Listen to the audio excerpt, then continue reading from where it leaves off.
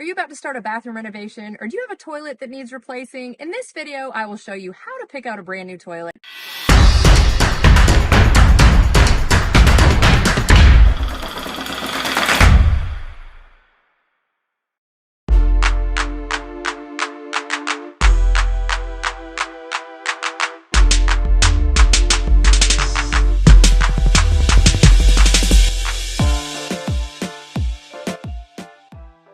Okay, so here we are at Home Depot in the toilet aisle. The first thing you're going to want to look at is the style of the toilet bowl. What I mean by that is if you look up here at the tanks of these toilet bowls, some have a tapered tank or a square tank or one that's slightly more rounded.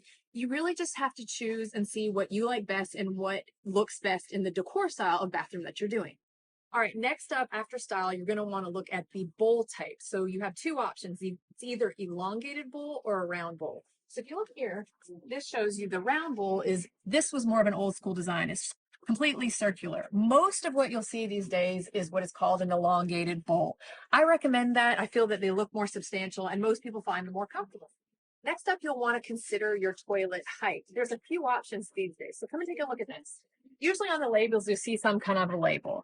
Back in the day, you'd usually have a standard height toilet. Most of the time, it's moving to chair height now. And you can even get some tall height toilets, which are especially good for some handicap situations or if you're a really tall person. But most of the time, you're going to see a chair height toilet, and that's what I suggest.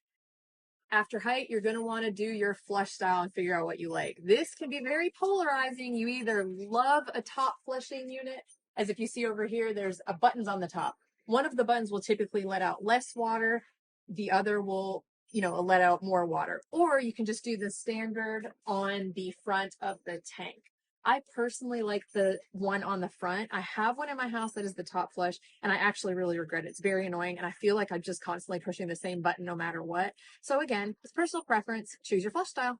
To go with the flush style, you're also going to want to take a look at the flush rate. If you come over here and look on the labels, you'll notice most toilets these days are the 1.28 gallons per flush. But if you come right over this way, ones with the top flush with two different buttons on it, one will let out less water, like I was saying, 1.1 gallons per flush versus 1.6 gallons per flush. So it could have some water savings for you there if you remember to push the right button. And lastly, which is actually most important to me as a designer and someone who actually cleans the toilets in the house, if you look over here, the base of the toilet is the typical plumbing style where you see all the curves and twists in the ceramic or in the porcelain that the toilet's made of. But what you're going to start to see now is look over here. This is an awesome design. So much easier to wipe down. No dust or buildup of things on the toilet. Very easy to keep clean.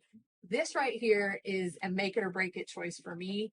I'm choosing this one. And here at Home Depot, they only have one toilet with this skirt where it's nice and skirted and smooth and flush. I'm buying this toilet.